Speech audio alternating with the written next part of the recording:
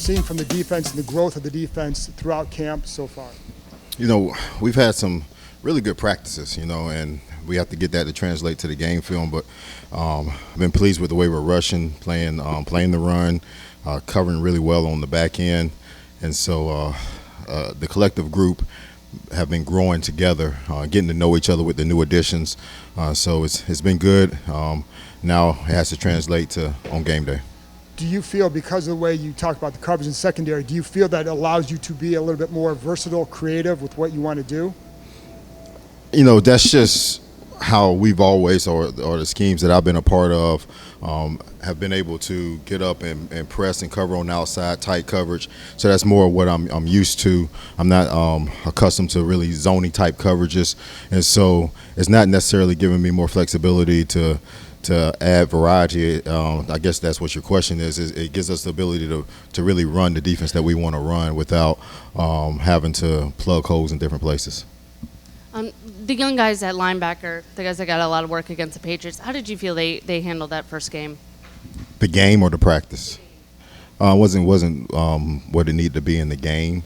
The effort was there, but the details, the fits just wasn't what it was supposed to be. So I'm looking for, because I was really excited to see our twos go against their ones, and in certain spots, certain people showed up. The young linebackers, they have the opportunity this week to show up this week. And what have you seen out of Jeremy Reeves throughout camp? I mean, has he taken a step from last year, in your opinion? Oh yeah, I mean he's earned right now to be that third safety type of player where you'll see him in there more. He's such a special teams ace that it's hard to just play him full time on defense because he's so important to special teams. But he just keeps making plays. So we're gonna find places for him on defense, and he's earned that.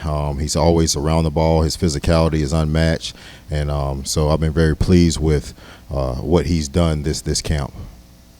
Joe, just in your second year in this position, accustomed with the personnel, accustomed to your role, how much more comfortable are you doing your job and understanding your job this year as opposed to last year? A lot more comfortable, just understanding how to deal with managing the staff and allowing the staff to do their job, not trying to be overbearing from that standpoint, and the focus on just making sure that we're detailed, we're structured, we're where we need to be, and allowing the coaches to coach. And then, like I said before, I want to make sure I do a better job of what I've always done in the past is taking players and maximizing their skill sets. So let's make sure we put players in position to do what they do best and negate what they don't do. And so that's where my focus has been. So there's a more of a calmness with me in the building, just because I'm not trying to necessarily do everything. I'm allowing the coaches who are outstanding to do their job and just make sure that we're structured, we're on time, we're detailed out, the players understand what we're doing, and then let's go play fast. And we had Cliff in earlier and asked him about Wes Welker, and he said Wes is actually helping on the defensive side of the ball. Correct. We think of him as a guy who catches 100 passes a year. Mm-hmm. What kind of role is he playing in helping you guys? So we did the same thing in Dallas, where the first time we did with Ben McAdoo. The second time was with Brian Schottenheimer, where they did pre-scouting from an offensive standpoint. Now Wes is going to do that with me, and it was really because Shotty was really good, especially on anticipating. Okay, this is what you're going to get next. This is from an offensive lens. Now my background is started off on offense, so I still see things from an offensive lens. But having Wes with his knowledge of pass game and being in different offensive systems, it's going to give us the ability to, or give me the ability as a play caller to have high anticipation of what's coming next. So, and then he also gives the secondary and Coach Simmons and those guys on the back end just a wealth of knowledge of how routes are being ran, where the break points are, what's the quarterback's reads, and the looks and the hots from that standpoint. So he's been a really good addition, and I'm looking forward to working with the rest of the year. Hey, Coach, when you look back to last week's joint practice with New England and then think about the scrimmage on Tuesday, what are some of the areas you would like to see your defense kind of just shape more of or improve at? The scrimmage, if we could play like we did in the scrimmage, especially the one defense, that's what it should look like. Like the scrimmage, it was pretty damn good. The New England practice, they got into. I thought we started off and we got after them pretty good. They got in the red area at Skelly. We got after them pretty good also. They got in the red area and they got after us. The quarterback scrambled for a touchdown in practice, and then they scrambled. Now the second time when Dobbs scrambled, we made them work for that one. But the other one, they just stepped up. So we have to understand the rush lanes. And once we get into the low red, we were in some single gap defenses, and I know our ones weren't out there. So, but I'm talking about the game now. But they were able to hit some runs that they shouldn't have been able to hit. In the practice, they weren't able to hit them. I mean, like, so the practice when our ones were out there, they did a nice job, and then in the scrimmage. The scrimmage was what I envisioned this defense to be. It was really good. As you guys get ready here for the Bengals, I know you're not game planning in particular, but it did seem like you were looking at this kind of the sets that the Bengals might give you. Does this week kind of work as a prep week to mimic kind of how you will go into a regular season game schedule? Yeah, we're not getting to a full game plan, but we will do what we call a snapshot game plan, where we'll give them a little bit of what the normal game week will be, but it won't be a full detailed deep dive like we normally do. We're still in sort of a training camp mode, so we're working both sides of it. And for Trey Amos, having an opportunity to go up against more proven NFL players like T. Higgins, Jamar Chase, with the Bengals ones, how much will that help you in your evaluation and his growth as a rookie? I think it'll help a lot. I value Jamar Chase so much, man. I think this kid is the premier receiver in the league. I mean, he's second to none. He can run the routes. He's run after catch. And so the ability to be able to go up there and defend a guy like that, and, at some point he's going to beat you. And then how do you respond? And then T. Higgins, he's not a 2. Let's not get that in. He is a 1 also. So they have 2 1s, and then they have a great quarterback that can place the ball wherever he needs to place it. So I'm excited to see, because we've covered really well out here every day, especially the top 5 corners. And so I'm excited to see against who I think is the best receiver in the league in Jamar Chase. As you've gone throughout camp, what may be some of the biggest changes you've seen in him from last year?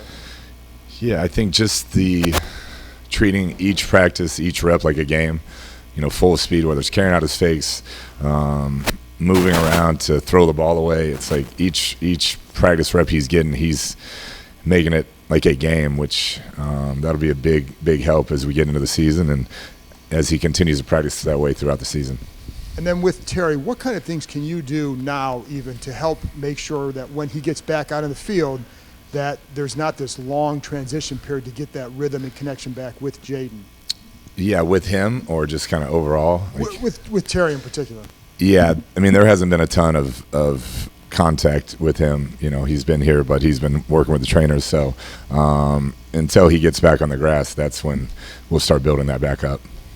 At that point, what can you do at that point to make sure it doesn't take a long time? Yeah, I think, that's one of those deals. It's just time on task, and luckily what they had last year to build a lot of rapport and chemistry, and Terry understands our system going into a year or two, so that should expedite the process. But to me, it's time on task together on the grass is really the only way that you can continue to build. Was there anything you were unhappy with from that New England game, or to show you anything you needed to work on? Yeah, you try to, improve in some area, no matter who's going out there, who's starting, who's playing. You want to be more efficient. I think, the turnovers were not good. I thought we had a chance to make some plays early in that game that we did not, and then it snowballed a little bit. Guys started pressing, but when guys have their opportunities, they got to make plays, and so hopefully we cleaned up some things. And I think the ball security is probably the biggest issue. To turn it over twice, that can't happen in any game. Cliff, obviously you guys are without some offensive linemen right now, especially inside. What do you kind of make of your interior line right now, and including the guys on the depth, because you have also the factors of those guys also? Yeah, I think they've done a nice job stepping up. Julian Good-Jones and Chris Paul. We moved Wiley in some. He's shown his versatility. Nick Allegretti started last year. has done a nice job, and so we'll see how it shakes out when Brandon and Sam get back. But it was good to have those guys get that type of rep and us be able to move some guys around and see how it would function if something did happen. In the RB room, we obviously talked about some of the main guys, but in the scrimmage the other day, some of the other guys, Felton and Chris Rodriguez, had some good moments. It's obviously going to be some interesting decisions. What do you kind of make of that room, and particularly those guys at the back end? What are they kind of showing you? Yeah, I mentioned it the first time we talked. I think all 6 or 7 guys in there have a place in this league. They all have dynamic traits, all have things they do really well, and guys, when they've had their opportunity, have played at a high level, especially last year when C-Rod got his chance, J-Mac. Kaz has shown some good stuff. Obviously, everybody's talked about Bill. So it's a deep group, and we just got to see how it shakes out. Hey, good morning, Coach. Kind of a football theology question, if you don't mind. So we talk about balance all the time, and to some people that means like 50% run, 50% pass. What does balance and balanced offense really mean to you, though, as a coordinator? Yeah, to me, it's basically about how can we be most effective against that defense on that day. I think that's what it comes down to, whether we got to run it 70 times and throw it 20 or vice versa. It's like the balance to be the best offense you can be versus that defense, that scheme, that personnel group that day is like what it is to me. I don't think you can go and say, hey, we're going to run it 25 times and throw it 25 times. Defenses change, personnel changes, guys get injured, maybe their personnel change, and so you just have to be willing to do what you do best on that certain day.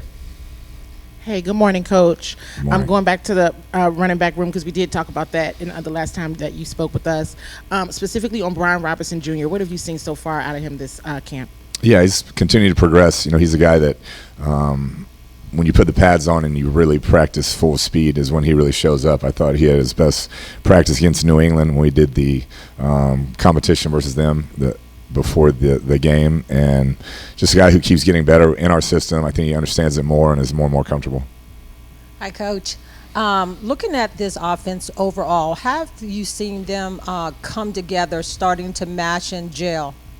Yeah, I think that's a work in progress. There's no doubt. I don't think until we get some of these other pieces back, we're going to know exactly what we are. We've had some good opportunities to see other guys get work in these positions, but when you don't have your kind of projected top 2 outside receivers, one of your projected or both of your projected inside pieces at guard, it's not going to really give you the chance to gel or really build that relationship until you get everybody else on the grass. So that's something we have to get to over the next 3 weeks. And have you been able to see from the wide receiver room what you need to see from that group, and how are they shaping up together? Yeah, it's still a work in progress. Some guys are taking advantage of the opportunities and some have not, and that's what we wanted to see. Without Terry and Noah getting much, we know what Debo is, and then there's a lot of guys that are trying to earn a roster spot, and so that competition has been good, but I think there's still a lot to show over the next 3 weeks. Coach, your relationship with Jaden, it looks like he is very good at remembering plays and things like that. Even last year, I don't remember seeing him wear a sleeve or anything like that. Is there something different that you do that's unique to how you know? No, I wish I could take credit for that. That's God-given. We'll go out to walkthroughs and I'll screw up a play and he'll nail it. So he's a lot more cerebral on that stuff than I am. I think he just has one of those photographic memories. The first time we install it, first time we say it, he can tell you where everybody's going, what they're doing, their job, and so that's a God-given thing, not a coaching thing. Morning, Cliff. More on Jaden. As he continues to grow and evolve, compared to last year, are you giving him more responsibility or more tasks that not necessarily you didn't do in year 1, but now you are implementing in year 2? And give an example of that. Yeah, I think just organically really controlling the entire process, mastering the system. He's done a great job. So he's seeing things pre-snap, getting us into different things that maybe he wouldn't have seen last year when it was moving a little bit faster for him. But you definitely see, particularly the protections, really taking pride in getting us slid the right way. And then a lot of the checks that we have in our offense, trying to get us into our best matchups, get us into our best pass play, best run play versus certain looks. He's been all over those this whole camp. So that's a big jump from just trying to execute the play call to really seeing it and getting us in the best situation most times. Hey, Cliff, going back to Terry real quick, you talk about, gelling with the offense on the grass. How much work are you getting with him in the classroom, and kind of at this point of the season, how high value is the meeting work? Yeah, I think, not as much as we would if he was full go. There's no doubt. But I think, like I said, I'm huge on walkthroughs, on practice, things like that, because until you get on the grass and actually do it and feel the timing, feel the depths of routes and things of that nature, I don't know exactly how much you can get out of that. So I think we're kind of at that point to where we need to start getting those guys when they're available out there and gelling and seeing what we are as an offense. Hey, Cliff, good morning. Wes Welker's a guy you've known for a long, long time. He's listed as in the front office, but we see him out there every day in the field. Like, what exactly is Wes doing for you guys, and what does he bring to a football team? Yeah, he does a lot. I thought DQ had a great thought on that. Adam had a great thought on that. He's helping the defense a lot, bringing an offensive perspective into their room, and then obviously just as a tool for any of the current players and receivers to just bump ideas off of, for me to use for ideas. He's kind of a jack of all trades for us right now, but a guy that's competitive, can share that type of wisdom, those type of stories, the things he's been through with our current team. He's been an incredible addition to us. Yeah. One more thing on Jaden. There's so much that goes into that position that's like not football related. I guess, have you seen him handle that side of things? And has there been a change in that, given all that comes out of a guy when you have the success he did in year one? Yeah, I have not. I mean, he's very laid back, still treats people tremendously well, very attentive in meetings, wants to be great, gets earlier and earlier on his walkthroughs. So if anything, I've seen pretty as much as overall routine and kind of process improve greatly from year one to year two. Cliff, this might be a weird question for the offensive coordinator, but what have you learned about Joe Witt as a coach, as a leader, just watching his style, the little you get to interact with him? Yeah, very, very competitive. I mean, he wants to win every drill, fully invested. Guy works his tail off. He's up here all hours of the day. And then I like that he's not afraid to adapt to his personnel. And, last year, some injuries, things that happened, trades, he was able to kind of adjust and keep going. And the same with this year. It's like always evolving, and it's been really fun to compete against his defense and the challenge of it. But just him as a man, the competitive drive, the leadership, the work ethic, it definitely has impacted me just watching him on a daily basis. Coach, we talk a lot about Jaden's instinct, but about your instinct. I was watching the documentary on the Kingdom, and they interviewed you about Patrick Mahomes. Your instinct on what you see in a quarterback, even before they get to a point of stardom, like you've been around these. What are you, when you talk about the players' instincts, what are your instincts? What do you look for? Yeah, I mean, it's a bunch of stuff. I think those are two guys that anybody could have said, hey, they're going to be really good. It wasn't Patrick, when you watch his high school film, it was like unique to anything I've ever seen. He just had an incredible vision of the field. It didn't look like a guy who'd been brought up playing the position in all the different camps and quarterback tutors, but he led and he moved the football. And with Jaden, just watching him in college, his ability to progress was very unique to a lot of college kids. You can set it up in college. A lot of times you get them to their first read and they'll cut it loose. But his ability, with all his natural running ability, to stay in the pocket, progress through, the touch passes, the accuracy, it was just unique to most of the players I've ever scouted. Appreciate it, Coach. Thank y'all.